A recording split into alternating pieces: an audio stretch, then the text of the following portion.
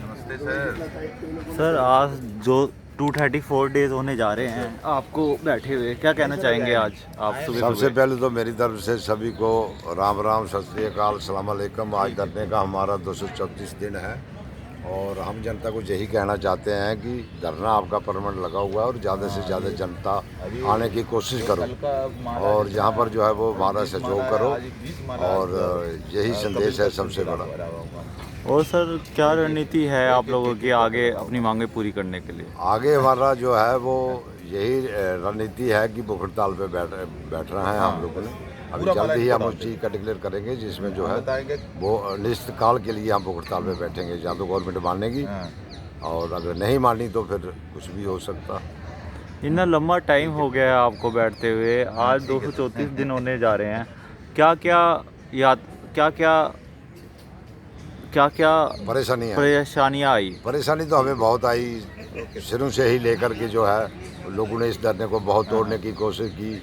कभी पुलिस ने, ऑफिसरों ने और जो कुछ हमारे भी साथी थे जो लग चले गए हैं, उन्होंने भी यही कोशिश की कि हम धरने को तोड़ दें, लेकिन हमारा धरना इतना मजबूत है कि ये टूटने वाला नहीं है जी, क्योंकि ये साहब का संघर्ष कमेटी का धरना जो है वो लगा हुआ है और ये पंजाब का है और पंजाब इतना ज़बरदस्त है जब वो कोई भी काम ठान लेता है वो पीछे नहीं हटता। तो इसका मतलब ये है कि आप हार मानने वाले नहीं हैं? हार हम नहीं मानेंगे, आगे चुनाव है, गवर्नमेंट को जरूर टक्कर देंगे इस चीज़। अगर आपकी मांगे पूरी नहीं हुई तो आप चुनाव से अपने चुनाव बोर्ड का भी गवर्नमेंट का बहिष्कार करेंगे और उससे हमारा जो है वो एक्स बनूंगा तकरीबन परिवार डाल करके 2-2.5 करोड़ जो है वो वोट बनता है हमारा और हम कई सीटों को जो है वो प्रभावित करते हैं। कल भी बहुत सारे सैनिक आ रखे थे, उनके बारे में आप क्या कहना चाहेंगे? वो पंजाब से जत्थे आ रहे हैं अलग अलग और भी आ रहे हैं। कल जो है वो प्रयागराज से आई थी, वीर नारी आई थी कल, और पंजाब से कुछ एक जत्था आया है और एक इलाहाबाद से आया है। उसके बाद जो एक जम्मू से आने वाला है, तमिलनाडु से आने वाले हैं। और वीर नारियों के बारे में क्या कहेंगे? वो भी आ रहे हैं, वो भी आप लोगों का समर्थन कर रहे हैं। बेचारियों की हमारी मृत्यु के बाद उनकी पेंशन इतनी कम हो जाती है कि उनको गुजारा करना मुश्किल हो जाता है, इसलिए उनकी माता बहनों की जो भी डिमांडें हैं वो भी हम साथ साथ रख रहे हैं। साथ साथ प्री मेचर की जो भी डिमांड है वो भी रखी जा रही है, हमारे प्री मेचर भी बाहर कर दी है।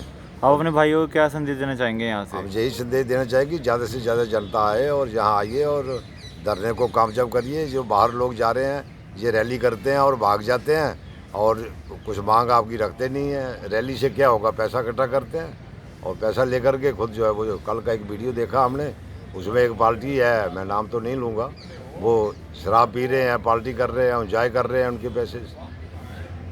तो मैं यही कहना चाहूँगा कि धरने को ज़्यादा से ज़्यादा आकर के मजबूत करें। गोपाल जी आप कहिए, अभी सुबह सुबह का टाइम है और आपने यहाँ पर देखा आज आपका 234वां दिन होने जा रहा है, इस बारे में आप क्या कहना चाहेंगे? नमस्ते। जो हमारा 234 डेज से आज जब तक लगातार हमारा चल रहा है, जब तक मंजिल तक नहीं पहुंचेंगे हम तो यहीं पर इसी जगह दिखाई देंगे।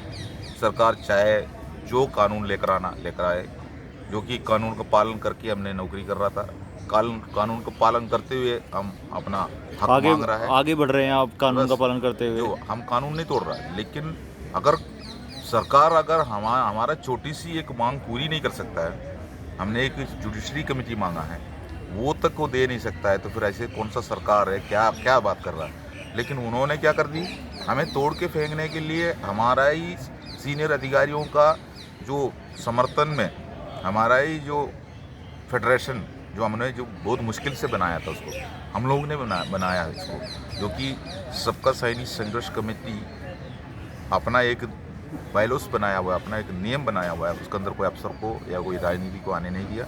14-15 साल से काम कर रहे थे और उनका समर्थन में जागरूक हो गया पूरा देश का पूर्व सैनिक। लेकिन जब भी वो जनरल जो हमारा रक्षा मंत्रियों से मिलने के लिए उनका जो टीम जाता है, तो रक्षा मंत्री कहते हैं संज्ञा बल दिखाओ।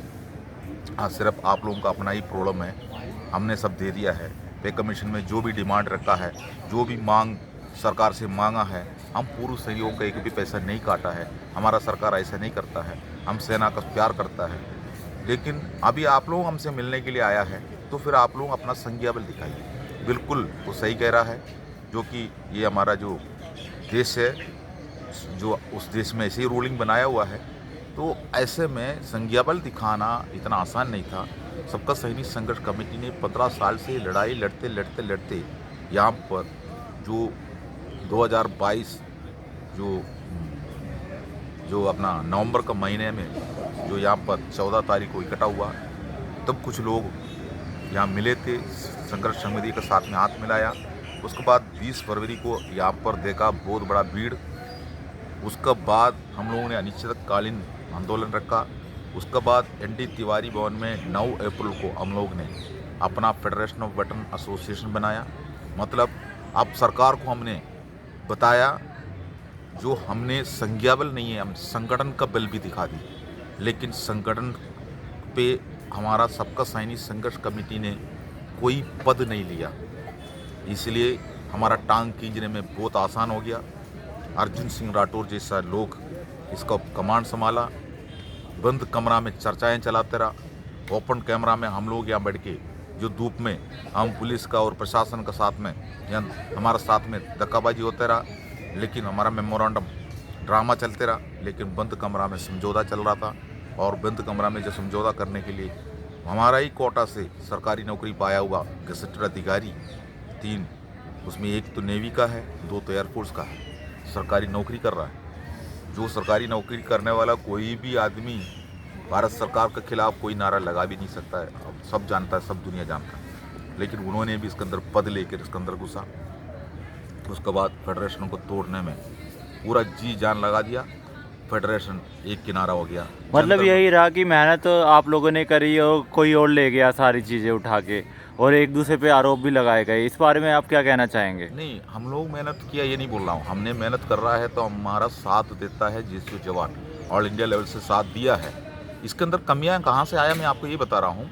जो संगठन हमसे जोड़ा हुआ है, संगठन का पदाधिकारी जो होता है, हर संगठन का चुनाव होता है, 2-3 साल में उन्होंने चुनाव करता है, उनका सेक्रेटरी प्रेसिडेंट को चुनाव से लेता है, तो उनका साथ में जो मेंबरशिप लिया हुआ पूर्व सैनिक उनको वोट देता है, अपना कमेटी बनाता है। कमेटी हमारा पास संगठन ने हाथ मिलाया तो हमसे बात कौन करता है? कमेटी करता है।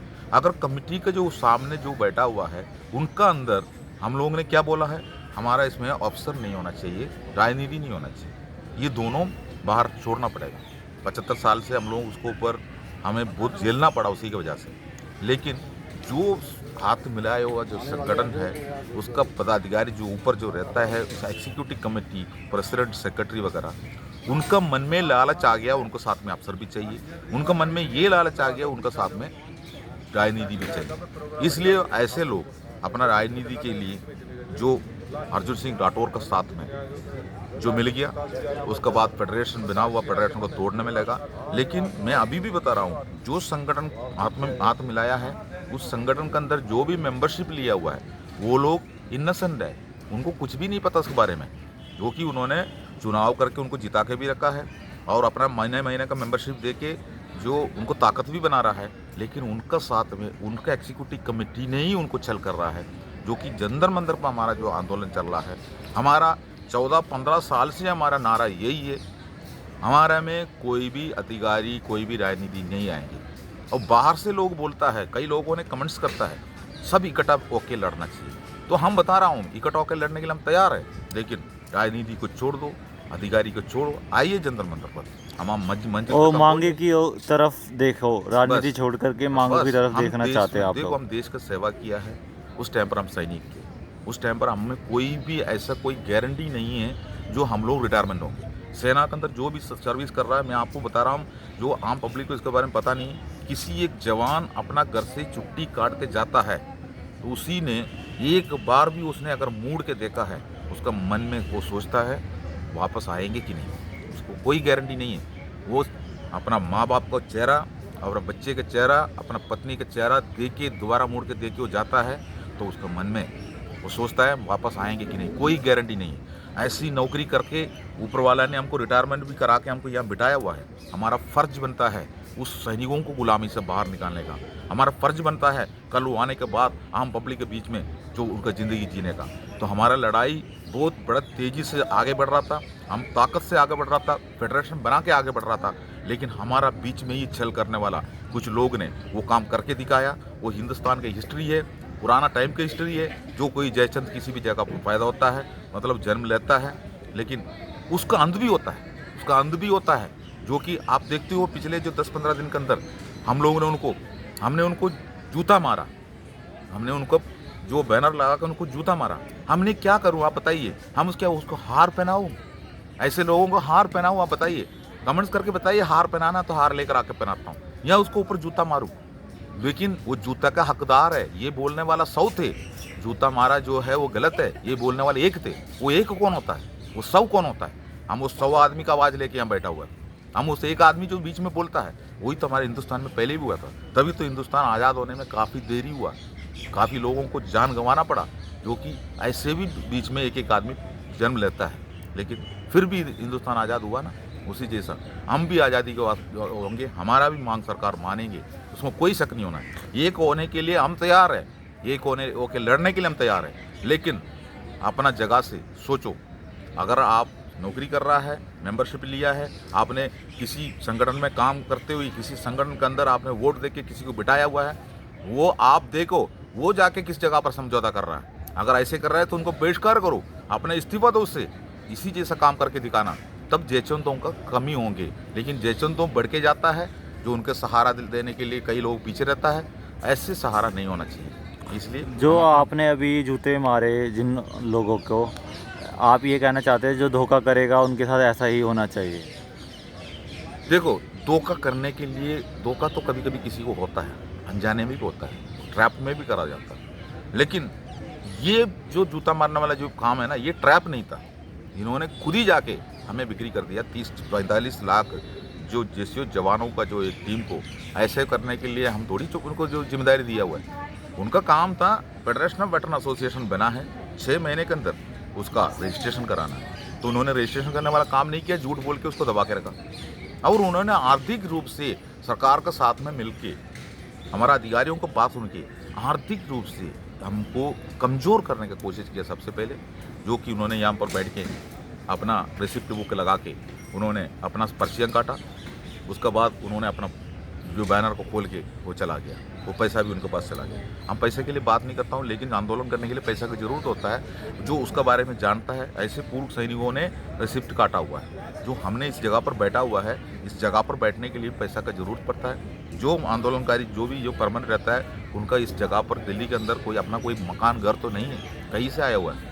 ये जम्मू कश्मीर से आया हुआ, मैं केरला से आया हुआ, हमारा कौन सा रिश्तेदार रहता है। तो हमको किसी भी एक जगह पर रहने के लिए जगह तो चाहिए, तभी तो हम आंदोलन कर पाएंगे, तभी तो आगे बढ़ पाएंगे। तो ऐसे में उसके लिए खर्च करने के लिए पैसा का भी ज़रूरत पड़ता है, किराया देना पड़ता है। ये सब के पीछे जो इनको आर्थिक रूप से इनको कमज़ोर कर दो। 8 महीने से बैठा हुआ है, अचानक एक दिन बैनर खोल देगा तो उसके बाद पैसा भी नहीं है, पैसा भी लेके वो चला गया। तो उसका रजिस्ट्रेशन उन्होंने किया नहीं है, मतलब संगठन का रजिस्ट्रेशन किया नहीं है, उसका नाम पर खाता खोला नहीं है, और उसके लिए किसी ने कोई चेक वगैरह दिया था, वो सब चेक उन्होंने पास करके पैसा निकाल दिया। और करने वाला कौन होता है? Bank manager. बैंक मैनेजर कौन होता है? पूर्व सैनिक। वो उन्हीं को ट्रेजरर बना दिया। तो ये सब चीज़ हमारे साथ में चल हुआ है, जो हमारे देश में सब पूर्व सैनिकों को जानकारी होना चाहिए। जंतर मंतर पे आज भी अनशन चल रहा है, बहुत तेज़ी से आगे बढ़ रहा है, सही दिशा में चल रहा है। कींचदानी बहुत हो रहा है। कोई नहीं चाहता हम यहाँ बैठे, लेकिन हम इसलिए बैठा है जो कि अभी नहीं तो कभी नहीं। ये नारा हमने पहले से बनाया था, जो कि अगर हमने यहाँ से हट गया, हमने घर चला गया, तो आप देख लेना जो सैनिकों में आज जो गुलामी में जो जेल रहा है, उसको गुलामी और दोगुना और ऊपर कर देंगे। और आने के बाद जो भी जंतर मंतर जो पूर्व सैनिक जो रहता है, वो भी आपको पेंशन लेने में रोना पड़ेगा। कल वीर नारियाँ भी आ रखी थी, उन बारे में भी आप क्या बोलना चाहेंगे? वीर नारी को तो समस्या बहुत ज़्यादा है। कल आपने देखा है वो खुद ही रोते हुए बात कर रहा है। तो हमारा चार्ट भी देख लो, विधवा का जो चार्ट उठा के आप, जो हमारा विधवा पेंशन का जो चार्ट है, आप वो चार्ट इसके अंदर डाल दीजिए भी सरल भाषा में। और जो 5 क्लास में पढ़ने वाला बच्चों को भी पता है वो चार्ट में क्या कैलकुलेशन कर रखा है, आम पब्लिक को भी पता है, हम इसको सरकार को भी भेजा हुआ है। तो वो वाला चार्ट को आप इसके अंदर डाल दीजिए तो पता चलेगा, तो अपना आप वो देख लेंगे क्या फ़र्क हुआ। डाल दीजिए वो जो विधवा पेंशन का चार्ट उसके अंदर दिखा दीजिए।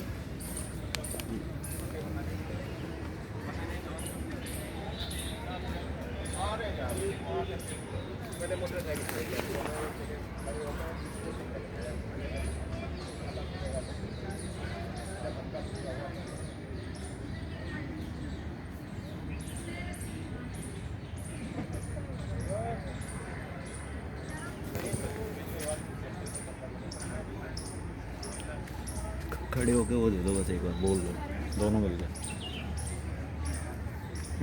गोपाल जी खड़े होके। ठीक है, इसी के साथ सभी को राम राम, सत श्री अकाल, अस्सलाम वालेकुम, जय हिंद, जय भारत।